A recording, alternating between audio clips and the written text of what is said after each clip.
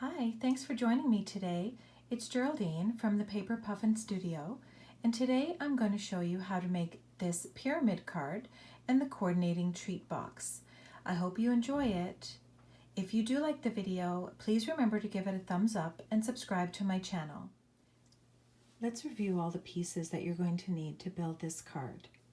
You're going to need 3 pieces of cardstock, which will be your base color, each measuring 4 inches by 4 inches.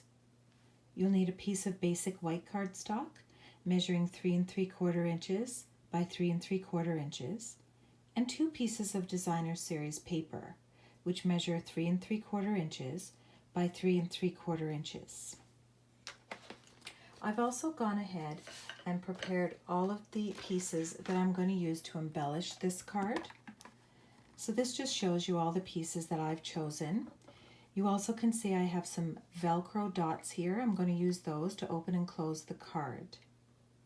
Just for your information, most of these pieces came from the Sailing Home bundle.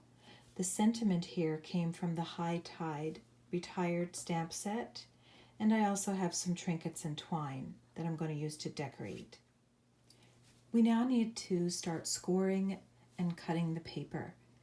So for the 3 pieces of my 4 inch by 4 inch base cardstock, I'm going to score those, and to do that I'm going to line up the square point to point along the track, and then I'm going to score each of those pieces. I've gone ahead and done that for these 3 pieces. Next, I have to take my 2 pieces of designer series paper and cut those. So much like I lined up the previous pieces of paper, I'm going to line these up point to point along the cutting track. But this time, instead of scoring, I'm going to cut the pieces. So I've got this one prepared, and then the other piece of designer series paper I've already cut. And now I'm going to do the same thing for the piece of white cardstock. I'm going to line it up point to point along the cutting track, and this is going to get cut.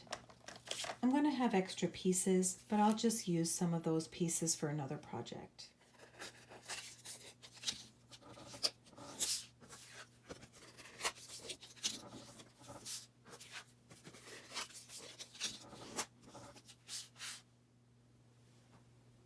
We're now going to assemble the base of the card.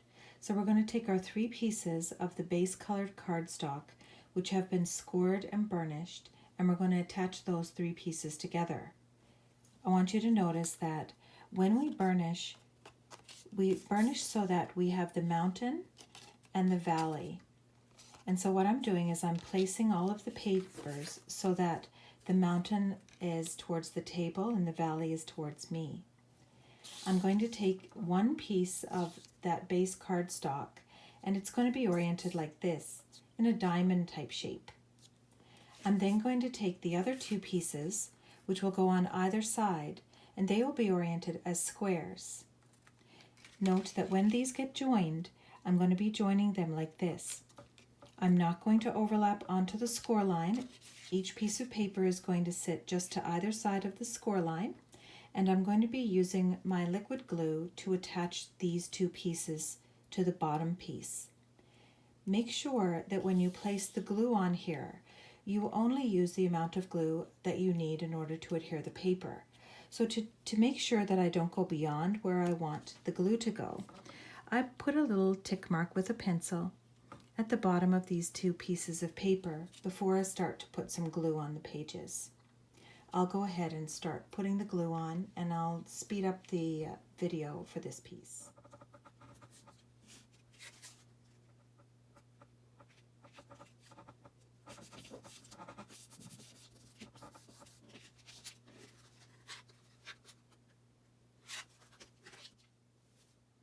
At this point, I'm going to start adhering the designer series paper to the base of the card. Now you'll remember that I attached the 2 side pieces to the bottom piece. Now I'm flipping it over, and I'm getting ready to attach the DSP. DSP for Stampin' Up! Has images on both sides. So I'm going to choose this image for this piece here. I'm selecting for this piece to go here. And I'm going to flip it over, this piece, and I'm going to attach it like this. That's going to leave me with this one piece that's left over, which you can choose to attach here if you want, but that flap is going to end up underneath, so I'm not going to do that. I'll save this for another time. The white piece of cardstock is going to go on the inside.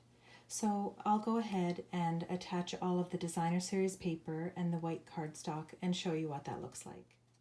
I've attached all of the Designer Series paper like this. I used snail glue, and you can use liquid glue if you like. And then on the inside, I placed the piece of white cardstock, and that's going to be where a person could write their message. Now I'm ready to place the Velcro dot, which will close the card. And I'll go ahead and show you how I do that. So I have these pieces of Velcro, and I typically take off a piece. I attach it to the corresponding piece, and then I get ready to attach it to the card. What I'll do is I'll place this on here, and then when I close the card, I'll just pinch it where the Velcro dot is. And then because the Velcro dot is sticky, it has glue on the back, then I now have the Velcro dots exactly placed where I want them to go so that they meet up. Now I'm going to go on to the step where I'm going to put all of the embellishments in all of these places on the card. This is the finished card with all of the embellishments attached.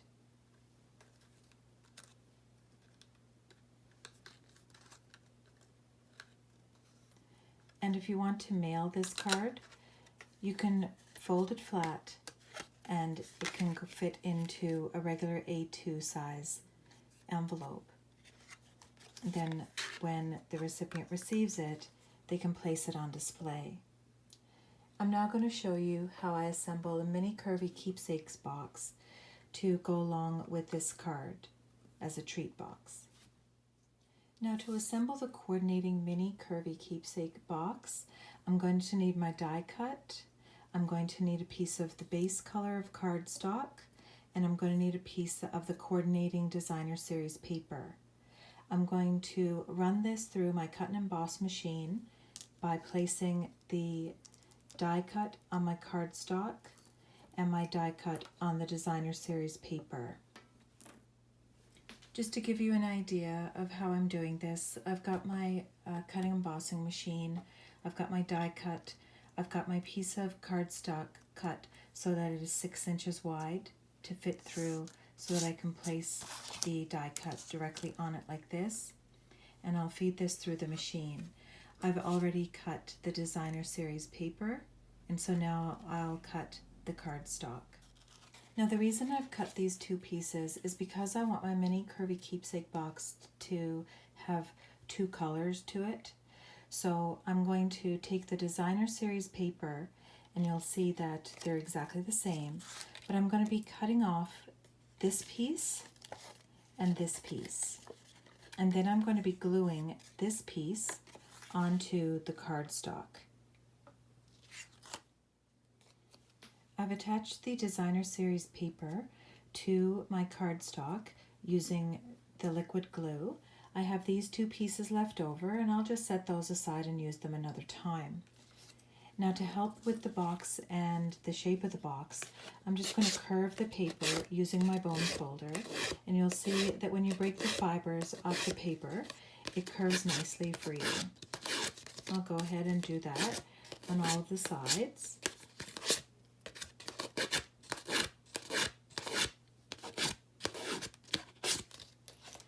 And then when I go to assemble this, I'm going to place my handles up. First I'll just give them some help in bending, and then I'll close up the box.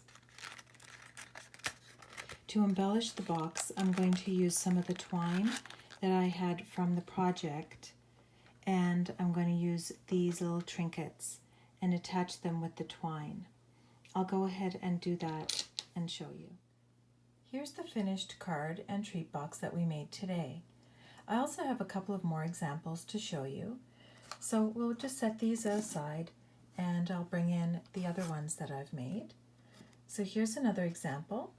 You can see this one features the honeybees, and I have a matching treat box to go with this one as well.